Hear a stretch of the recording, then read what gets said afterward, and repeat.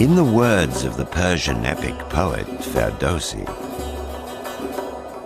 all over Iran is my abode. From the majestic snow-capped Damavand peak to the scorching desert in the heart of Iran.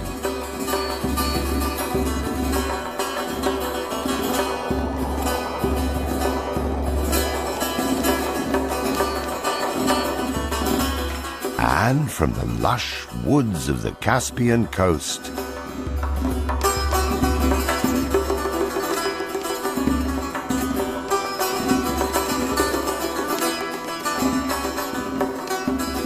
to the azure blue waters of the Persian Gulf.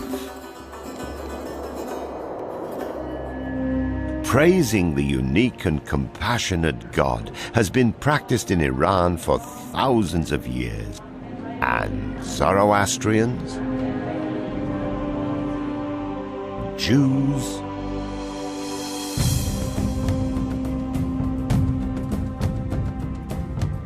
Christians,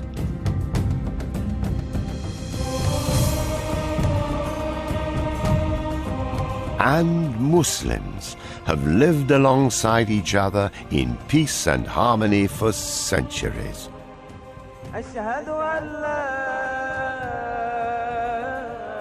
And I've had the privilege of carrying their hymns of monotheism from their places of worship to distant corners of the country, bearing in mind the lyrics by the superb Persian poet Hafez.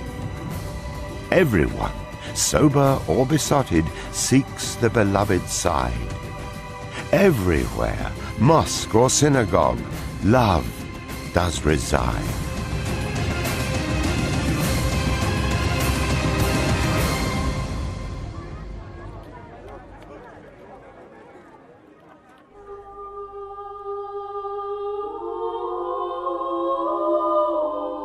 Today, it's time for the great congregation of Armenian Christians at and around St. Thaddeus Church in northwestern Iran.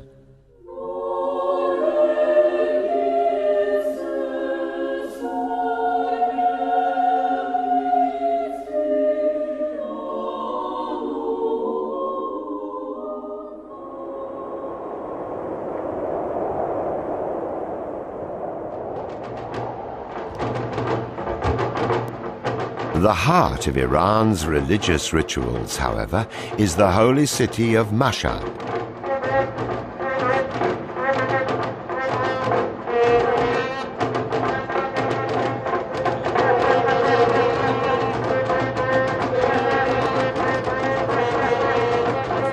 Where the shrine of Imam Reza, the 8th Imam of the Shia Muslims, is located.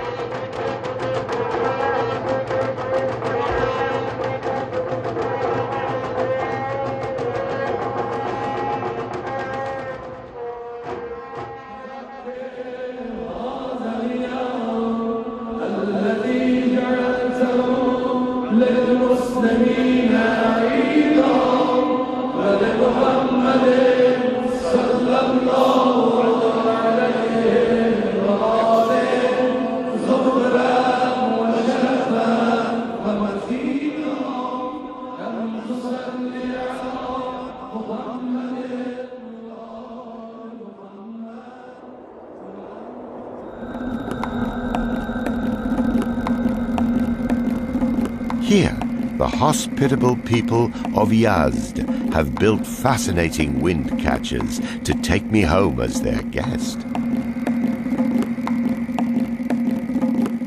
I enter their homes through these wind catchers, caress the water gently, and provide them with cool air at no expense. The prudent Iranians living in this region are against the culture of waste. For instance, water is brought here from distant aquifers through underground canals called kanats, so that this source of life is not evaporated or wasted in the very heart of the burning desert. As far as I can remember, the oldest of these qanats were made more than 2,000 years ago.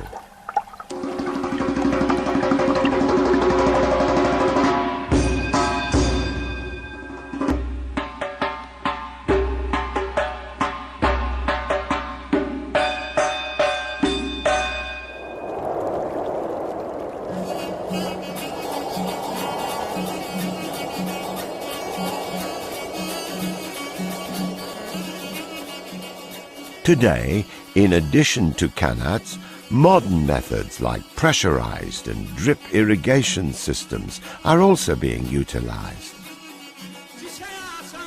They help produce delicious pomegranates, juicy grapes, and the globally popular and exotic Iranian pistachios for everyone to enjoy.